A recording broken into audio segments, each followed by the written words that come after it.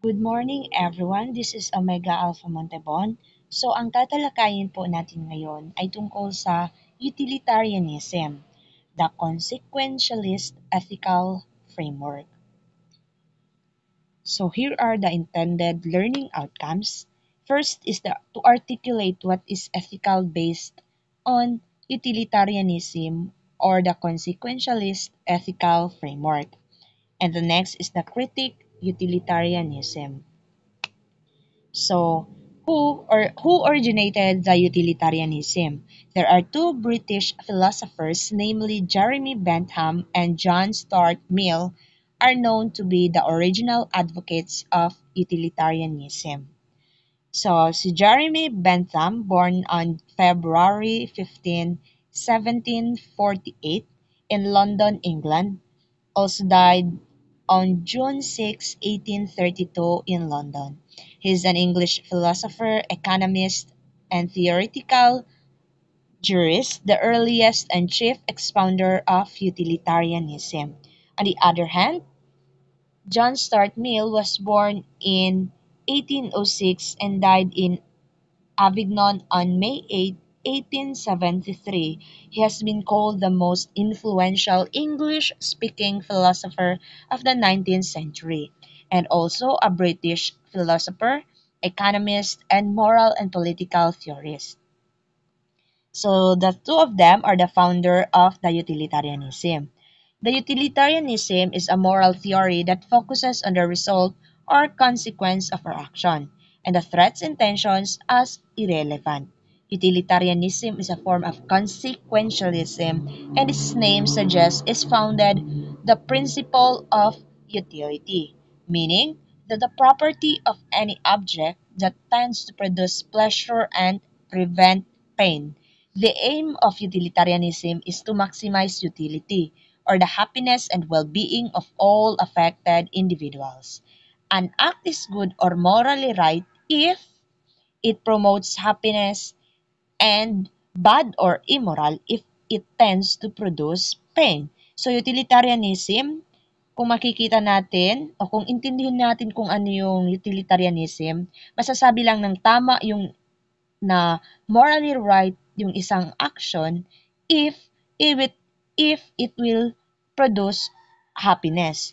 On the other hand, masasabing immoral ang ginawa ng isang individual if it will produce pain or suffering, hindi lamang sa kanyang sarili, kundi to those people around that individual. But of course, this utilitarianism is challenging because real life situations don't always make it easy to predict that will truly bring the most happiness, di ba? So just for example, Diri, the famous case of Robin Hood in the Christian ethic views, in the point of view of Christian ethics, Robin's action is immoral because he is stealing goods, golds from those rich people, wherein mali po sa point of view ng mga Christian ethics na sinasabi doon nga, thou shall not steal. But diri sa utilitarianism, Robin Hood's action is morally good because it produce maximum benefits to the majority, which is katong gipangawat niya sa mga dato is gipang hatag niya sa mga pobre nga tawo ug sa mga gipang-api nga mga tawo, which is dire nga sakto to dire sa utilitarianism. Kasi maingon ra nga sakto ang imong gibuhat o morally right ang imong gibuhat if if ang ma-produce sa imong action is happiness. So happiness means the absence of pain. In order to measure the degree of happiness or pleasure, Bentham introduced telescopic calculus. It is also known the utility, which computes for the intensity, duration, certainty, propinquity, fecundity, purity, and extent of the pleasure of an action. So here's the table. It is an action is to preferred of its pleasure is. the intensity. How intense? Duration. How last longer? How long it will last? Certainly, more certain that it will happen. Propinquity will occur sooner. Fecundity probably followed by another pleasure. Then purity, the purer extent is the benefits the majority. Which is just for example, if isa ka estudyante nga naamoy um, exam ugma, imuha there are two options wherein mag-study ka sa exam or mag-hangout ka with your friends. Though both choices can bring happiness, but diri in different ways, during using the Bentham Felicity calculus, you will decide which option is morally better based on the overall pleasure and pain it will produce. Therefore, basically, imuhang pilion is to study for the exam. Because the go out with your friends or hang out with the friends for a party, mabagsak na gali ka sa exam, and then ang imong happiness is temporary. Dili pa pud ka sure if dili ka kasab-an sa imong parents if mabagsak ka. So, di ba, mas dako ang suffering nga mahitabo if piliun nimo ang option B. Therefore, ang imuhang kuan is tan-awon nimo ug unsa jud ang sakto. Nga if ang piliun nimo ang option A, if mag-study ka sa exam, makapasar ka, sure nga makapasar jud ka.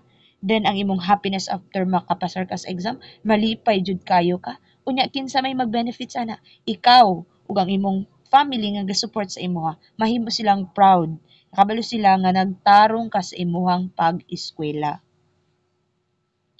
So next is the formula of philosophy calculus.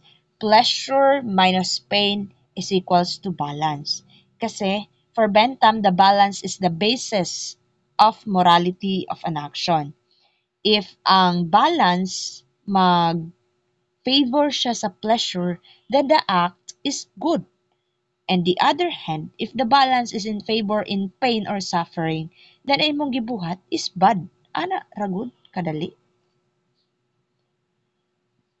There are three generally accepted principles of utilitarianism. First is the pleasure or happiness is the only thing that has intrinsic value. Actions are right if they promote happiness and wrong if they promote unhappiness. Everyone's happiness counts equally. So si Bentham and Mill na sila differences sa ilang views sa utilitarianism. Just for example, the video game versus the textbooks. Pag for Bentham's view, of course, mas piliun niya ang video game. Why? Kasi Bentham manggod, ang iya hara is, pag muingon siya pleasure, then pleasure is pleasure. Wa siya labot, if unsa to siya nga pleasure, if makuha ba to mo siya through eating, malipay ka tungod nagkaog ka, wa siya labot. Ang iya hara as long as dili siya suffering. And the other hand naman, ni argue si Mill sa view ni Bentham, which is si Mill na siya duha ka pleasure. The intellectual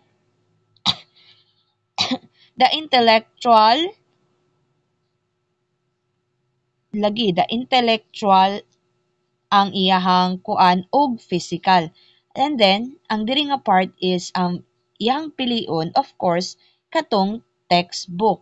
Kay the video game is just a physical. So, gihati ni Mill ang iyahang pleasure to the two, which is the physical and the intellectual. Therefore, ang iyang gipili is ang pagbasa sa textbook nga maka-learn pa siya didto because he intends to look at overpoint the quality of happiness matters more than the quantity. Pag maingon tag quality, kalidad, kalidad sa imong happiness ug unsa ba jud na siya. Kasi Mill believed it is better to enjoy fewer but nobler pleasures than more of the shallow ones. Wherein, ang iyang gipili dito is the intellectual pleasure.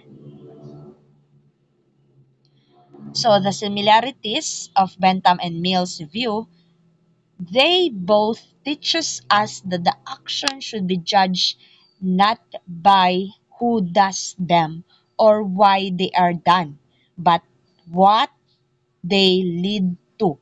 If an action helps people live happier lives, then it is good. And if it causes pain or harm or suffering, then it is wrong and immoral. So for Bentham and Mill, pleasure, what is moral and ethical? Does pleasure here mean self-gratification?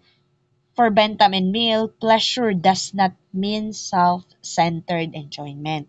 It means the state of happiness and well-being that result when our action make life better, not just for ourselves, but for others too.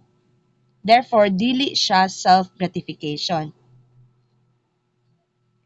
So the nature of utilitarianism, it teaches us that we are morally obligated to choose the action that makes life better for the most people. So the right thing to do is what brings more smiles, comfort, well-being, and less suffering, not only sa imong kaugalingon, but in the world that surrounds us. So John Stuart, 1861, what utilitarianism is, opens within the following paragraph.